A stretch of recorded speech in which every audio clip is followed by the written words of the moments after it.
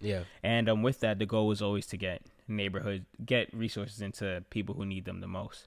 And public health and urban planning are overlapping disciplines, right?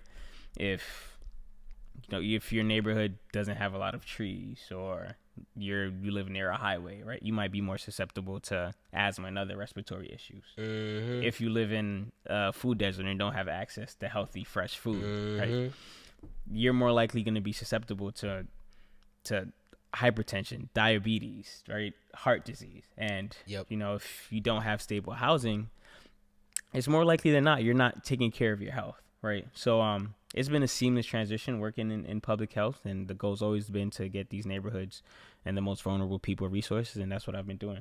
Yeah, so I think urban planning is so cool because even I guess the intersection within public health, because when you talk about kind of like the diet stuff, like my friend's a dietitian, and we lived in Lower East Side for NYU, but I lived in a food desert for years, and just not even never experiencing that before, and then moving there and then going to Brooklyn a little bit where there's a bunch of food deserts and just not affordable grocery stores like Key Food or like Lincoln Market or Union Market, that a bunch of grocery stores are coming in. That's why I kind of like Zoran's free grocery store, not free grocery stores, but like reduced grocery stores, because it's just like, bro, a lot of these grocery stores are putting a $3, $2 premiums on top of something, when if you go to Trader Joe's down in downtown Brooklyn, eggs might be $3, $4. At one of those markets, it's going to be 7, 8, 9.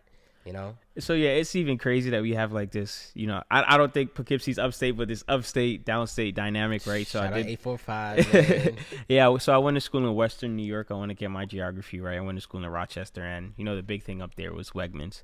And like you said, right, growing up in Brooklyn, my mom compared the prices amongst the local supermarkets, right? So if Key Food had a higher price than Associated, we were going to Associated, and if Associated had a higher price than Ideal, we were going to Ideal or C-Town, right?